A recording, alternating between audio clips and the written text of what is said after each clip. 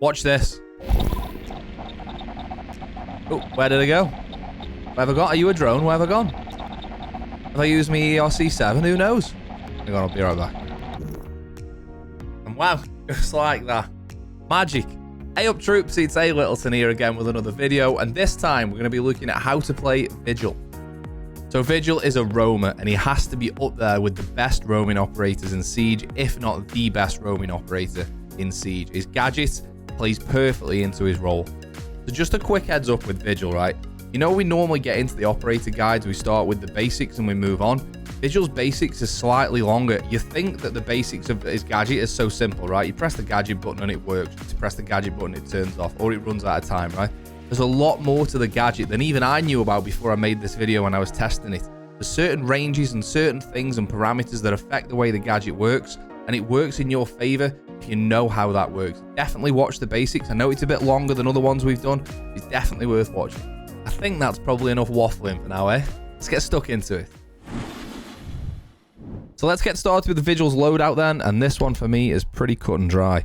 In terms of his weapons, he's got the K1A and the Bosch G, the C75, the SMG-12, and he's got a bulletproof and impact grenades. I think it's fairly simple apart from the secondary. The K1A is one of the best guns on defense. It feels great, it handles great, it's high damage in terms of a defensive SMG at 36. It's got a decent mag capacity as well at 30, which is pretty standard, but I know with a lot of the better defensive guns, they tend to drop the magazine capacity. Look at Jaeger, look at Mozzie and Rooney with the Roni. But the K1A, it's got to be one of the best guns on defense. It's absolutely quality. The Bosch G is a bit of a meme gun, isn't it, really? Let's be honest. If you're playing ranked and wanting to win games, you're probably not going to be using the Bosch G. The fire rate's incredibly slow, and the reload rate and capacity is horrendous. It's a funny gun if you're like playing casual and unranked and you want to just have a bit of a laugh. Realistically, if you want to be competitive, you want to go with the K1A. In terms of secondary, this one's real preference, I think, these days. If you could put a sight on the C75, I would probably go with the C75. I don't like the iron sights on there at all. The SMG-12's recoil is absolutely wild, but if you put a vert grip on there, it definitely helps. But the SMG-12, just it has a slightly higher capacity, slightly higher fire rate. It's just a little bit more difficult to control. With the K1A, you're not going to be using it that often anyway, but yeah, it's definitely, in my opinion, slightly better, but it's down to preference really with that. When it comes to the bulletproof or the impacts, it's up to you about which site you play. For me, using Vigil and roaming, it's handy to have those two impacts in your pocket to open hatches later in the round, which you'll see later in the video. But open hatches, open lines of sight through floors and rotates and what have you. So for me, overall, K1A, SMG-12, and impacts. Right then, let's get started with the basics. However, I think there's something that we know we all need to do first. Shoot the radio. That felt good with the Gon 6, actually. So what does Vigil's gadget do? Vigil has the ERC7, which is the backpack on his back just here. This is the ERC7 on his back. That is a sort of video cloaking device that enables him to go invisible for a period of time, which is 12 seconds, to any attack of video, like a drone or a zero cam. That's why we're playing zero. Or, bear in mind, any cameras that Dokkaebi has hacked, he will also be invisible to as well. So as we can see on the zero cam, we can see Vigil there. We can see Vigil on the drone there as well. If I use the other PC to press Vigil's gadget button, you'll see what happens. Vigil goes invisible to the camera and the drone for 12 seconds. In this 12-second time, you can see the edge of the screen is fuzzing and has got like a sort of glitch effect to it. And Vigil reappears on both the camera and the drone after 12 seconds. You can see on the drone the fuzzy effect, if you will. I'll do it one more time. You hear that noise? You see the top and bottom of the screen. That's how you know there's a Vigil within range using his ERC7. Now, some important information about the ERC7. The ERC7 has unlimited range. If I move this drone right up to the top here, and we go and move Vigil on the other PC very quickly, you just have to watch Vigil move down the corridor here. And I move Vigil down to here. Bring him round. You'll see on the drone. Am I going to be able to see him there? No, we can't quite see him. Let me move him across a little bit. There you go. We'll see on the drone. That is now 27 meters away. In terms of range, Vigil's ERC7 has unlimited range. So once that ping disappears, I'll use his gadget again. So you see he's literally just disappeared. There is an unlimited range on how well the gadget works over distance. It doesn't like drop off after a certain distance. It's unlimited range. However, you only start getting the fuzzy interference 12 meters away. So if we move this drone Let's aim to be sort of... let's just ping where he is there. And if we move sort of 13 meters away, you'll see. About here. 14 meters away, we'll start. Sorry, Vigil's looking at the ceiling. I just knocked the other mouse. It's really difficult to use two mice at once, you know. So if I press the gadget button now, you'll see that we don't get any interference on the drone. But as we move closer to it, within 12 meters, you'll see the interference starts. You can hear that there? As you get closer, you can see the interference is really strong. So that's within 12 meters. When you get this close, obviously you know you're right next to the Vigil. When you hear the interference like right on the edge of things, you know you're 12 meters away. Okay, so we've swapped roles now. We're on the Vigil. Sam Fisher or Zero's on the other side of the fence now. Which I think it's mad that Zero from Sam Fisher, sorry, from Splinter Cell's in the game. Like, I just see him as another operator, but he's a really cool character, and we should bring back Splinter Cell if anyone's listening. Although I do believe something's in development. Anyway, we digress. The reason we swap roles is I want to show you something that's really important when it comes to Vigil. We've all played Vigil and seen on the right-hand side, or I assume we've all played Vigil. I imagine most of us have played Vigil, and seen the right-hand side of the screen that says drone deceived, and you get awarded 2 points if you've deceived a drone using your ERC7 pack. Well, a key bit of information here. You only get those 2 points if somebody is actively on the drone. So you can see that me and Sam are the only two people in the game right now. He's not on a drone. This is the only drone on the map. So if I go into my ERC7, I don't get drone deceived for 2 points because nobody's on the drone. If Sam goes on the drone and I go back in the ERC7, now we get drone deceived on the right-hand side. Now, another key bit of information about that. If we come off the drone with Sam, again, just to show you one more time, you don't get the 2 points if nobody's on the drone. So if you're walking around a map, let me just put him back on the cam. If you're walking around a map and you don't know where the drone is and you go like this, you know that somebody is actively watching you on a camera.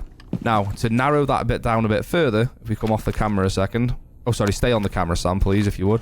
If we go more than 12 meters away, and this is key to remember, if we go more than 12 meters away, which is now here, Sam is still on the camera, remember. If we activate the ERC7 now, we don't get alerted about anything. We only get alerted when we go within 12 meters of the drone that somebody is actively on. So let me walk towards the drone. Let me just ping it. And then we'll walk towards it and you can see that it's 12 meters.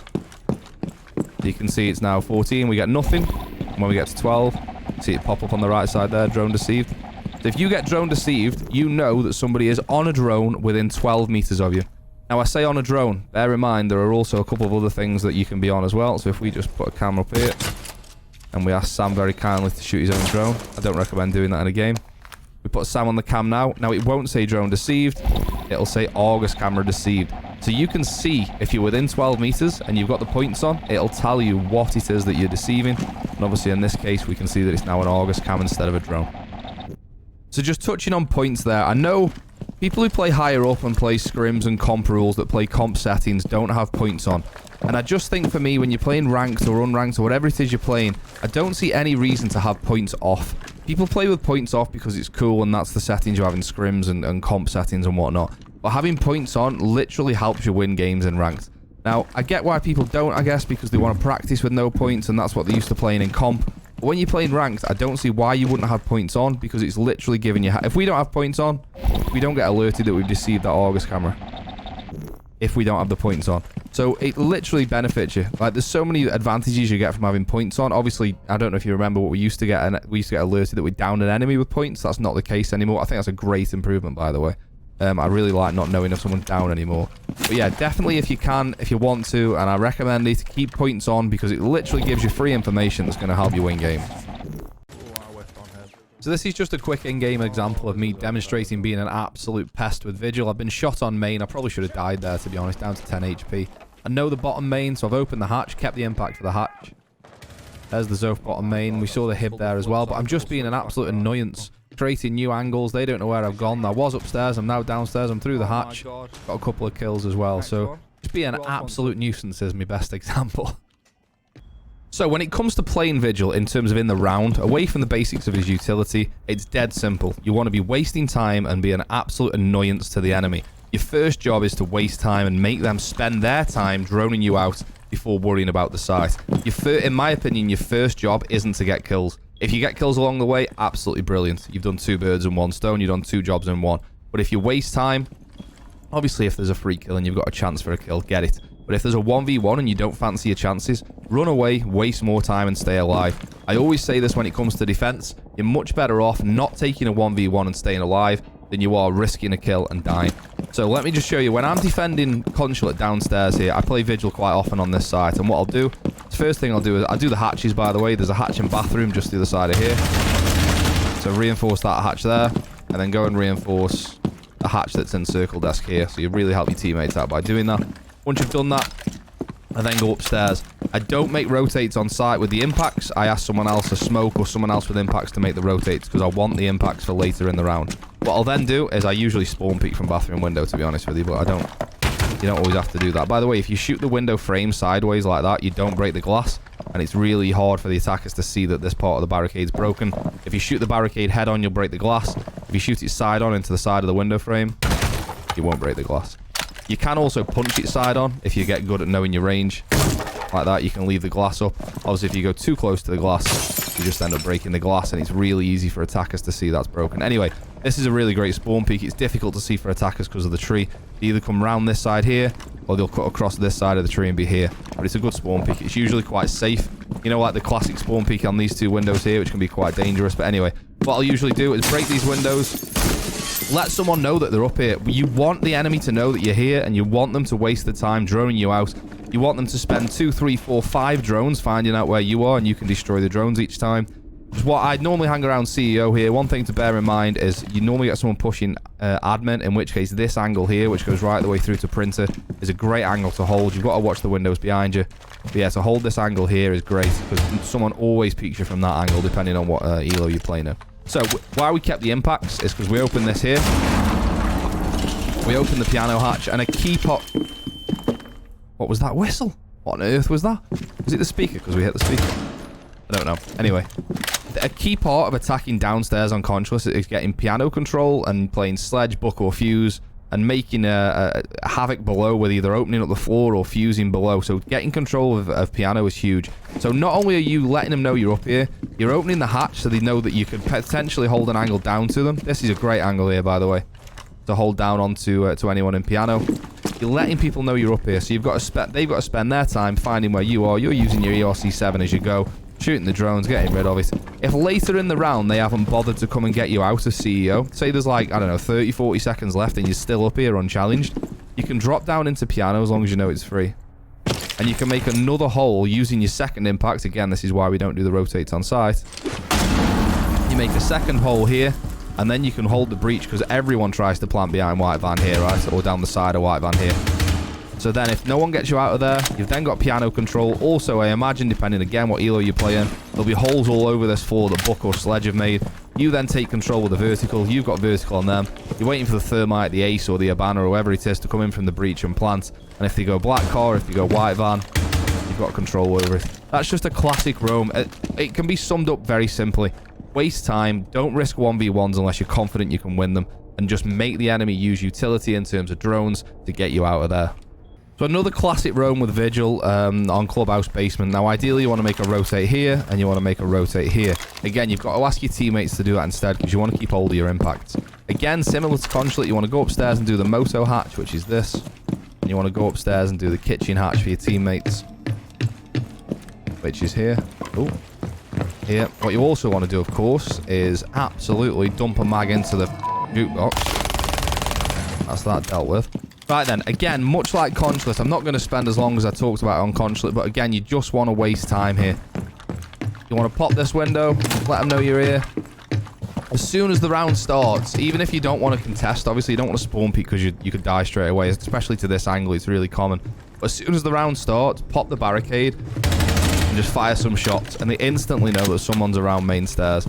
Then you can either do two things with your impacts. You've got a hatch in gym that you can drop if you need to, which is like the clip that we saw at the beginning of the video. There's a hatch over in construction you can drop with the impacts if you want to, which is here.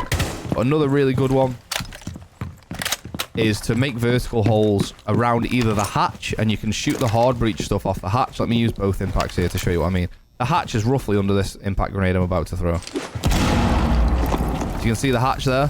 So if you can hold this angle, and you can get rid of the Habana pallets or the ace charge, or even if thermite's in there, it's a free kill. But you can get rid of the hard breach stuff that goes on the hatch. Or you can throw it over freezer door, which is the entrance into kitchen, which is where most teams take to begin with when you're attacking downstairs usually. So you can hold from above here as well. Any drones coming into kitchen are just freebies. Bear in mind, team will only get 10 drones, and that includes the prep phase drones as well, obviously. So you can kill like 2 drones coming through here. That's absolutely huge. Also, get your ERC-7 going. Let them know that there's a vigil above so they can hear it on the drones. Don't spend too long here. This hatch will probably get opened. But I hope you can... I know I keep saying the same thing, but I hope I'm getting the message across. If you make an attacker stop doing what he's doing in kitchen, you've got the sledge who's, I don't know, attacking oil pit or blue, and you've got to say to the sledge, Luke, can you come over here and open this hatch, please? Or they haven't got a sledge, and an Iona or a Finker has got to use the Gon 6 to open the hatch. That's another bit of utility down the hatch, only to try and find out where you are, not even to kill you. It's just to waste time. So just irritate them, fire some shots, do whatever you want to do, get your ERC-7 going, and just play sensibly. Know that they've got to come and clear you out. And the life as a roamer is, you'll probably die. If you can get a kill along the way or 2 kills along the way, great. But life as a roamer is causing problems for the attackers and making things difficult whilst wasting utility and drones.